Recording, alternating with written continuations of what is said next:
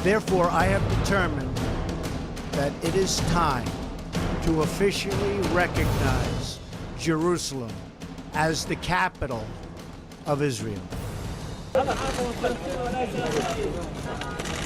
Bangsa sudah turun memimpin umat Islam Indonesia. Insya Allah, Dubes AS akan terusir dari Indonesia. Dan meminta Amerika Serikat mempertimbangkan kembali keputusan tersebut.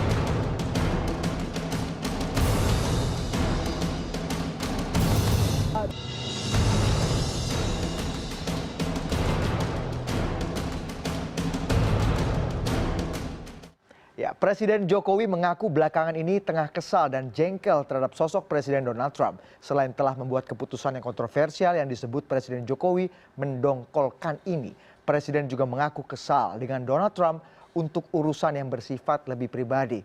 Curhatan sambil setengah guyon ini diungkapkan oleh Presiden Jokowi saat membuka silaturahmi kerja nasional ICHMI di Istana Kepresidenan Bogor pada Jumat lalu. Pemerintah Amerika Serikat yang mengakui Yerusalem sebagai ibu kota Israel ini sungguh sangat mengejutkan, menjengkelkan, mendongkol.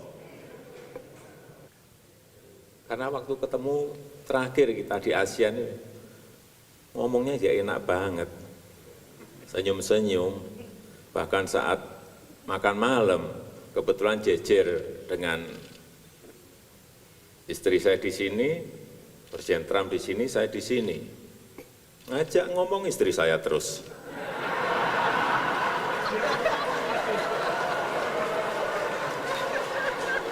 Terus sepanjang makan malam tuh ngejak ngomong Bu Jokowi gitu loh.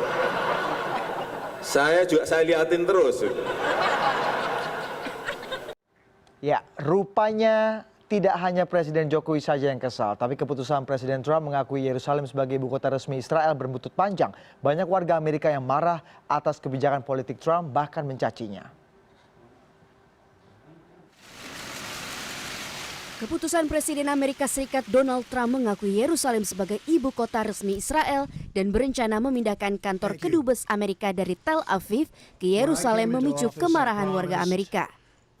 Di Hollywood, Walk of Fame bertuliskan nama Trump dirusak dan dicaci maki oleh sejumlah orang. Peristiwa ini diabadikan sejumlah pengunjung yang lewat.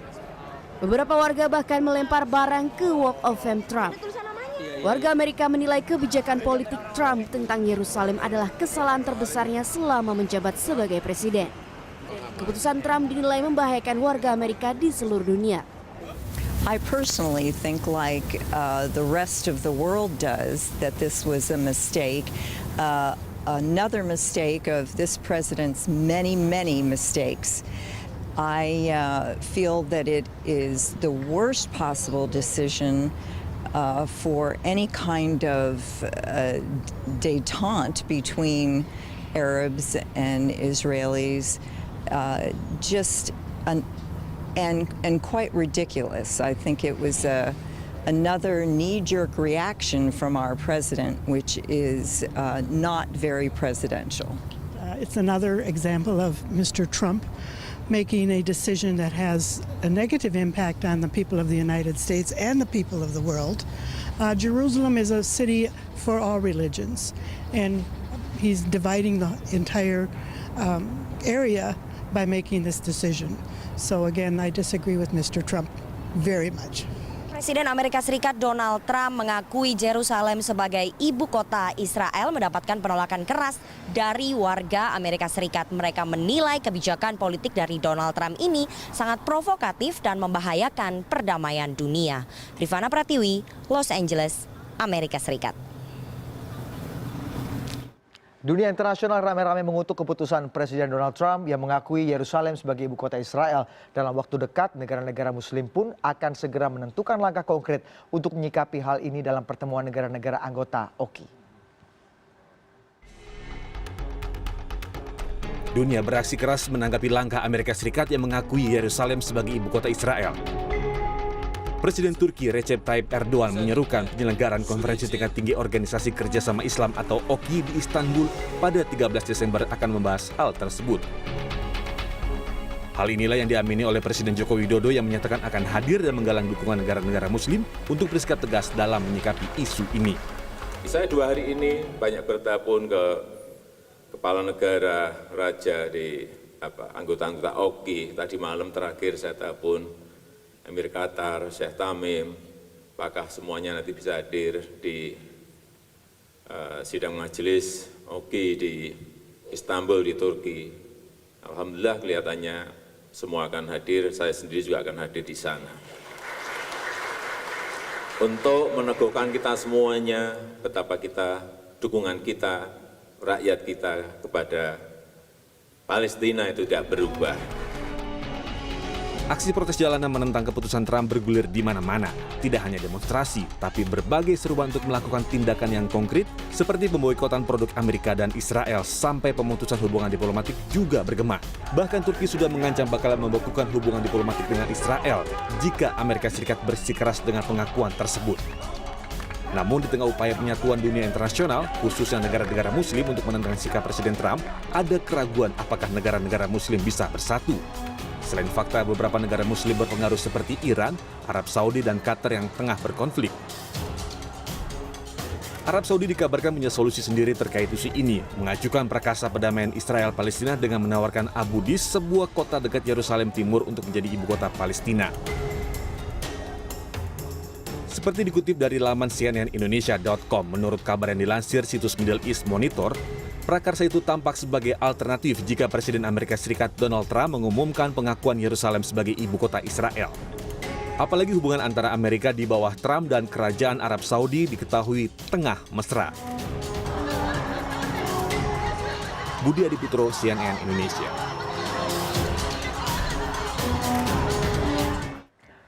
Oke, di tengah harapan besar bahwa dunia internasional khususnya negara-negara Muslim untuk bersatu dan melakukan langkah konkret menentang keputusan kontroversial Presiden Trump, muncul juga segenap keraguan. Apakah dunia bisa bersatu dan melakukan langkah konkret menentang kebijakan ini selain hanya mengirim pesan mengutuk, dan mengutuk? Kami akan membahasnya malam hari ini bersama Direktur Kultural Islamik Jakarta, Hussein Jafar Al-Hadar. Terima kasih Bang Hussein sudah datang. Pertanyaan saya langsung simpel tadi. Mungkinkah negara-negara Muslim yang nanti minggu depan akan berunding dalam KTT OKI itu bisa melakukan langkah pertama gini, bersatu, kemudian melakukan langkah yang lebih konkret untuk melawan keputusan Donald Trump selain instead of mengutuk gitu? Ya, jawabannya adalah sangat mungkin dan itu sebenarnya sangat efektif. Artinya bisa saja negara-negara Arab bersatu untuk kemudian menghabisi Israel. Anekdot di Iran, pemimpin Iran biasanya memberikan anekdot bahwa jika negara Arab bisa bersatu dan mereka akan menghancurkan Israel, tidak butuh rudal dan tidak butuh uang.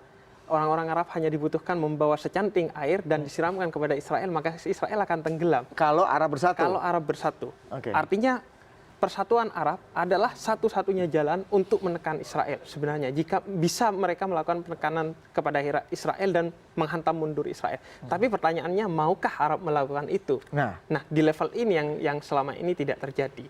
Katakanlah ketika perang Arab Israel tahun 48, kemudian berlanjut perang Arab Israel tahun 67. Yang terjadi motifnya adalah kepentingan sektoral Arab sendiri.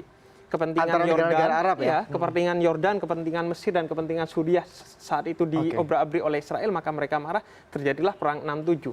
Dan saat itu sebelum 67, Yerusalem Timur itu dikuasai Yordania, artinya dikuasai Arab, tapi tidak diurus karena tidak memiliki visi politik yang jauh dan tidak punya visi yang bagus untuk Palestina, sehingga mereka menterlantarkan saja Yerusalem Timur, sehingga akhirnya dicaplok oleh Israel tahun 67, dipukul mundur dari Yerusalem Timur, Yordan, dan perang itu terjadi karena kemarahan Yordan terhadap perang sebelumnya tahun 58 dan 48. Artinya kemarahannya karena kepentingan pragmatis mereka. Oke, untuk pemetaannya sekarang seperti apa? Itu kan tahun-tahun sebelumnya. Kalau di zaman politik kontemporer sekarang, apakah dunia Arab bisa menjadikan momentum ini untuk bisa bersatu melawan Israel bersama negara-negara Muslim lainnya, ya Indonesia, Malaysia, mungkin negara-negara di Afrika?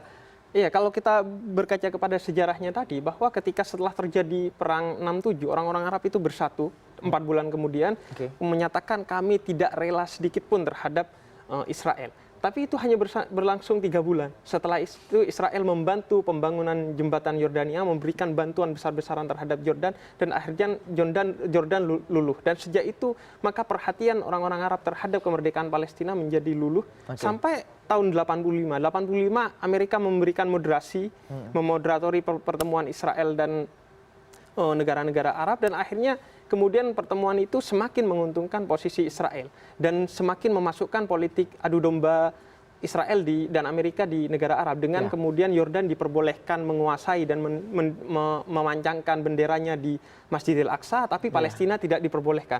Artinya Palestina dan negara-negara Arab, khususnya Yordan, diadu oleh Israel, sehingga kemudian kondisi semakin buruk. Padahal mereka negara-negara Arab memiliki modal yang sangat besar. Pertama, modal sebagai sesama negara Arab. Ada modal Arabisme di antara mereka. Secara kultur ya itu mirip. Secara geografis dan kultur mereka sama, sesama negara Arab. Artinya mereka memiliki payung sekarang berupa Liga Arab untuk melakukan penekanan terhadap Israel. Kemudian sebagai negara Muslim, sesama identitas keagamaannya sebagai sesama negara Muslim, mereka seharusnya memiliki irisan simpati terhadap Palestina sebagai sesama saudara Muslim. Ada payungnya juga, ada OKI untuk melakukan tekanan terhadap Israel dan Amerika dalam hal ini. Dan kemudian dalam logika kawasan, artinya mereka tahu bahwa keberadaan Israel di Palestina itu sangat tidak membuat nyaman stabilitas politik dan stabilitas militer di kawasan Timur Tengah secara umum. Tapi orang negara-negara Arab tidak pernah berpikir itu. Pikirannya, visinya hanyalah sektoral. Yang penting negaranya aman, yang penting negaranya sejahtera, kemudian masalah selesai. Padahal selama Palestina masih dijajah oleh Israel, stabilitas politik di Timur Tengah akan terus terguncang. Dan peta itu masih tercermin hingga saat ini meskipun ada momentum politik yang bisa menyatukan sebenarnya. Ini mengingat seperti momentum politik yang terjadi di Indonesia 1 tahun lalu bisa menyatukan misalnya kelompok-kelompok Muslim gitu. Apakah ini juga bisa menjadi momentum untuk menyatukan segala diversity, perbedaan kepentingan, perbedaan politik? Paling tidak ada 3 negara yang kalau kita tahu ada saling berkonflik satu sama lain di Jazirah Arab, Iran, Arab Saudi dan juga Qatar yang punya konflik masing-masing gitu. Ini bisa nggak jadi momentum untuk bersatu? Sebenarnya momentum seperti ini kan sudah sering terjadi. Misalnya tahun 2015, kemudian negara-negara Arab bersatu berkomitmen untuk membantu Palestina. Tapi bantuannya hanya bantuan dana waktu itu sebesar $1 miliar atau sekitar 13 triliun kalau kita rupiahkan. Tapi bantuan dana, Presiden Mahmud Abbas menegaskan pada saat itu bahwa kebutuhan kita bukan bantuan dana. Artinya logika yang dimainkan oleh negara-negara Arab selama ini adalah logika pragmatisme. Artinya yang penting mereka kemudian memberikan dana dan kemudian lepas tanggung jawab mereka, solidaritas mereka dianggap selesai. Padahal mereka tahu bahwa itu bukan solusi bagi Palestina. Solusinya adalah pendekatan politik dan pendekatan hukum. Terlebih kondisinya adalah yang dipertaruhkan saat ini adalah Yerusalem.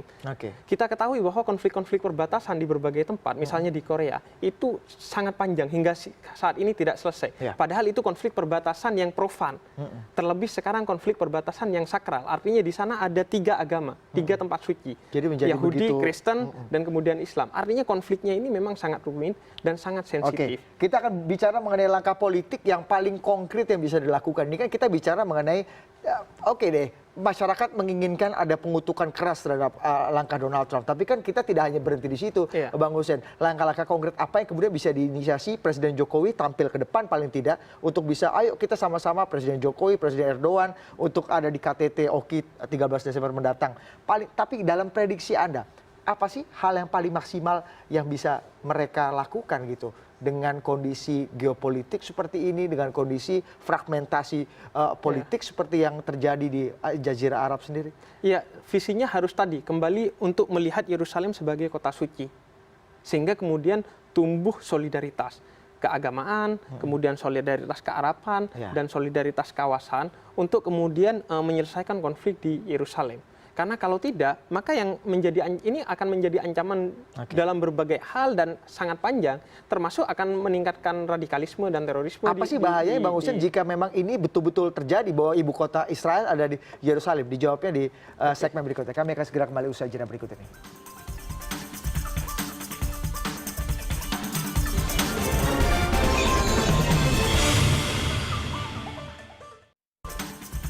kita akan bicara mengenai skenario bagaimana kemudian melawan keputusan ini. Sebelum kita masuk ke situ, apa sih sebenarnya bahaya yang paling prinsipil sebenarnya dari keputusan ini memindahkan ibu kota Israel dari Tel Aviv ke Yerusalem? Yang paling prinsipil.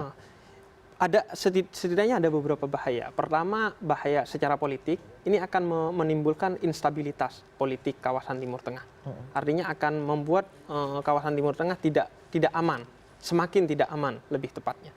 Kemudian yang kedua, ini menjadikan adanya pergeseran konflik yang selama ini kita mengedukasi orang-orang bahwa ini bukan konflik agama, ini murni konflik politik. Dengan berpindahnya ibu kota Israel ke Yerusalem Timur, di mana itu adalah kota suci, maka kemungkinan ini akan memunculkan kemarahan umat Islam. Karena kota sucinya kemudian dikuasai dan menjadi medan konflik. Oleh karena itu, Paus Fransiskus misalnya sehari setelahnya langsung menyatakan agar Trump tidak melakukan hal ini. Artinya tidak memindahkan ibu kota, tidak memindahkan kedutaan dari Tel Aviv ke Yerusalem, karena efeknya akan besar. Dan ketika terjadi kemarahan umat Islam, maka Amerika akan memainkan stereotip bahwa ini adalah tindakan terorisme, bahwa orang-orang Arab, orang-orang Islam tidak memiliki visi untuk perdamaian terhadap konflik Israel-Palestina. Nah, ini yang minimal dua itu, instabilitas secara politik dan juga tentunya secara keamanan. Secara keamanan akan terjadi instabilitas, dan yang kedua adalah bisa bergesernya konflik ini dari yang semula hanya dipahami sebagai konflik politik, bahkan sekarang saja orang ada yang berpikir bahwa ini konflik agama. Bukan hanya politik. Padahal ini konflik politik. Padahal ini murni konflik politik. Terbukti dari orang-orang Yahudi saja sangat banyak yang mengecam kebijakan Israel, Zionis Israel. Tapi kemudian ketika Yerusalem Timur diangkat sebagai ibu kota oleh kebijakan Trump, maka orang akan semakin berpikir bahwa ini adalah konflik agama. Oke. Kalau kita bicara peta terkini gitu misalnya di Jazirah Arab, ini kan kita menantikan dunia Islam paling tidak. Negara-negara Muslim ini bersatu lewat KTT Oki nanti. Tapi kata Anda tadi agak pesimistis melihat bagaimana peta politik terkini. Petanya seperti apa? Kalau kita bicara mengenai negara-negara di kawasan Timur Tengah, mana kira-kira yang paling tidak bisa menentang keras dan berbuat paling konkret untuk bisa menentang Israel? Siapa yang akan menjadi leading sektornya? Dan negara-negara mana juga yang kemudian secara senyap, quote-unquote, justru malah mendukung keputusan Donald Trump? Kalau kita lihat juga ada di beberapa media internasional, Arab Saudi sendiri mengajukan proposal untuk sebenarnya mengajukan supaya ibu kota Palestina pindah ke Abu Dis gitu. Ini apa yang bisa Anda baca nih, Bang? Sekilas kita, walaupun kita sudah bisa membayangkan bahwa Arab Saudi pasti akan berpihak kepada kepentingan Amerika. Karena Arab Saudi adalah sekutu Amerika di Timur Tengah. Sehingga kita langsung mendapatkan pesan dari Arab Saudi bahwa mereka mendukung kebijakan Trump dan menawarkan agar Palestina tidak menjadikan Yerusalem Timur sebagai ibu kotanya. Artinya kita sudah pasti tidak bisa mengharapkan kepada kebijakan Arab Saudi di Timur Tengah. Karena Arab Saudi menjadi sekutu bagi Israel dan Amerika sejak lama. Kendati ada tekanan internasional seperti ini, kita juga tidak bisa mengharapkan Arab Saudi? Kita tidak bisa mengharapkan. Kalaupun Arab Saudi akan mengeluarkan pernyataan, hanya sebatas diplomasi saja. Tapi bahkan di tingkat diplomasi pun Arab Saudi tidak mengeluarkan pernyataan. Bahkan mereka mendukung kebijakan Trump. Sehingga kemudian, dan posisi Arab Saudi padahal sentral. Sehingga Arab Saudi akan menjadi batu sandungan besar bagi kemerdekaan Palestina dan bagi penyelesaian konflik di antara Israel dan Palestina. Justru karena Arab Saudi yang menjadi batu sandungan. Iya, karena posisinya Arab Saudi sangat sentral di Timur Tengah, sedangkan keberpihakan politiknya adalah keberpihakan kepada Israel dan Amerika. Oleh karena itu, kalau kita melihat petanya, yang paling memungkinkan adalah solidaritasnya muncul dari sekutu-sekutu Iran dan sekutu-sekutunya. Mereka selama ini relatif memiliki concern terhadap kemerdekaan Palestina dan perdamaian antara Israel Palestina. Tapi ada batu sandungan. Artinya yang kita harapkan kan solidaritas antar semua negara-negara kawasan. Dengan satu isu ini yang menyatukan kita semua gitu kan. Artinya kalau selama Saudi masih menjadi ganjalan, maka akan sulit tercapainya perdamaian di Israel dan Palestina. Seberapa besar pun Iran akan melakukan upaya-upaya untuk menjadikan perdamaian terjadi di Palestina dan Israel. Apalagi Iran juga memiliki beban lain. Misalnya mereka bukan negara Arab, mereka berasal dari ras Arya. Artinya logika Arabisme tidak bisa dimainkan oleh Iran. Dan yang kedua, Iran secara keislaman juga memiliki konflik sektarian dengan Arab Saudi. Artinya ini juga akan menjadi ganjalan-ganjalan, akan menjadi isu-isu yang akan dimainkan oleh Amerika dan Israel untuk mengobrak-abrik persatuan di negara-negara Timur Tengah. Kita akan bicara mengenai, kita masih bicara soal langkah konkret. Mungkin nggak negara-negara OKI yang kemudian akan nanti bersidang pada 13 Desember besok akan maju memutuskan sesuatu yang sangat konkret, yang sangat berdampak, tapi tanpa Arab Saudi, misalnya, mungkin nggak?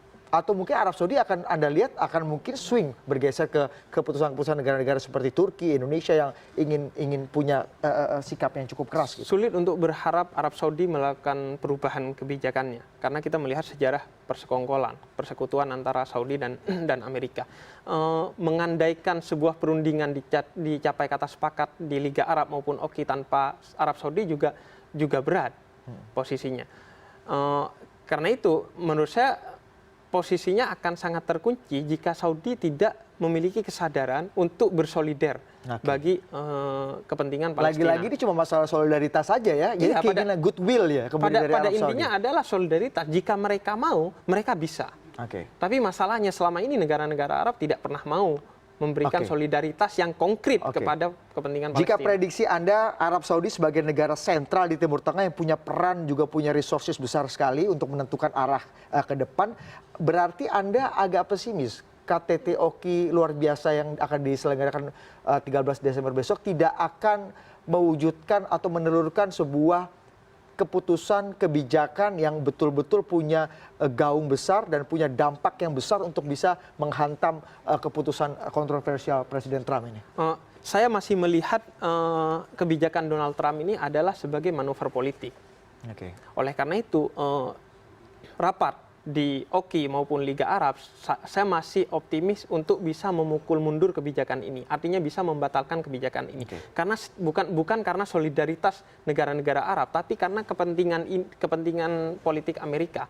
Artinya kebijakan untuk memindahkan kedutaan Amerika dari Tel Aviv ke Yerusalem itu sangat tidak strategis. Bahkan dulu di Yerusalem itu sudah ada 16 negara yang membuka kedutaan. Bukan karena mengakui Yerusalem sebagai ibu kota, tapi mereka membuka kedutaan di sana. Tapi kemudian 13 negara yang berasal rata-rata dari Amerika Latin plus Belanda satu, maka mereka keluar hanya karena kemudian negara-negara Arab ini marah karena Israel kemudian menentukan hukum dasar Yerusalem yang menegaskan bahwa Yerusalem adalah milik kami, ibu kota kami, dan tidak akan dibagi kepada siapa-siapa. Artinya menjadikan Yerusalem sebagai ibu kota Israel itu sangat tidak strategis. Menurut Anda apa asbabun nuzulnya atau nawaitunya Donald Trump kemudian memutuskan ini? Apakah ini hanya untuk politik sektoral dalam negeri di saat popularitas Presiden Trump saat ini terus merosot sampai 30%? Ini langkah hanya untuk itu. Saya melihatnya ini sebuah manuver politik bukan hanya sektoral, tapi elektoral saya rasa. Karena jatuhnya suara Trump dan Trump sangat berkepentingan untuk mendapatkan suara orang-orang Yahudi. Lobby Yahudi sangat kuat di Amerika dan posisi lobby Yahudi lebih kuat di Partai Demokrat, partai yang bukan partainya Trump. Artinya ada 65%. Makanya kubu oposisi nggak ada yang menentang. 65% dana Partai Demokrat itu dari lobby Yahudi. Di Republik hanya 35%. Oke, yang terakhir Bang Hussein untuk menutup dialog kita. Ini kalau kita bicara kondisi realitas memang membuat kita yang tadi punya harapan besar akan ada sesuatu yang progresif yang bisa dicapai, kayaknya harus agak ditahan dulu. Tapi paling tidak dengan segala kekurangan, dengan segala keterbatasan, apa yang paling bisa dilakukan oleh negara-negara Muslim misalnya dalam KTT OKI besok yang paling bisa dilakukan untuk bisa membuat sebuah keputusan kebijakan yang progresif dan juga punya dampak sehingga punya dampak yang langsung terasa gitu. Melihat beratnya posisi Saudi untuk diajak bersolidaritas bagi Palestina, maka langkah-langkah yang bisa ditempuh setidaknya ada 3 menurut saya. Pertama, langkah diplomasi beberapa negara Arab yang solider terhadap Palestina untuk menguatkan daya tawar politik Palestina di kancah perundingan, misalnya di PBB. Itu kemudian dibuat pernyataan itu di tingkat Liga Arab atau OKI. Jadi sehingga daya tawar politik di meja perundingan PBB dari Palestina itu sangat kuat. Diharapkan beberapa negara Arab kemudian melakukan itu. Kemudian yang kedua, pendekatan yang harus digunakan adalah pendekatan hukum. Posisi Palestina relatif kuat di PBB. sehingga kemudian yang harus dilakukan adalah pendekatan hukum, ditarik ke meja hijau hukum internasional untuk kemudian menyelesaikan masalah ini. Artinya melakukan gugatan Palestina terhadap manuver-manuver yang dilakukan oleh Israel dengan Amerika. Kemudian yang terakhir yang harus dilakukan adalah solidaritas ekonomi. Artinya ini yang paling mudah dan sangat mungkin adalah melakukan pemboikotan terhadap produk-produk Israel atau terhadap kekuatan ekonomi Israel. Karena kalau kita tahu kekuatan ekonomi Israel di Arab itu sangat besar. Bahkan kalau kita keluar dari Ka'bah, kita akan melihat bisnis Israel itu mengelilingi Baitullah. Jangan-jangan kita harus matikan handphone kita selama berbulan-bulan ke depan kalau kita misalnya harus bisa mengembargo juga bisnisnya juga. Iya, tentunya boikotnya harus boikot cerdas. Artinya bukan boikot yang kemudian menyengsarakan kita. Artinya boikot cerdas. Artinya boikotnya bukan di tingkat publik, di tingkat negara, melakukan solidaritas ekonomi untuk menekan kepentingan. Dan itu mudah-mudahan punya dampak ya, yang kemudian itu bisa diputuskan di KTT Oki besok, karena masyarakat sebenarnya dunia internasional menanti bahwa tidak hanya aksi atau mungkin statement saling mengutuk, saling mengecam, tapi juga kita butuh langkah konkret yang bisa dilakukan secara diplomasi, kekuatan negara untuk bisa menentang keputusan ini. Terima kasih sekali lagi Bang Hussein atas perbincangannya malam hari ini. Terima kasih.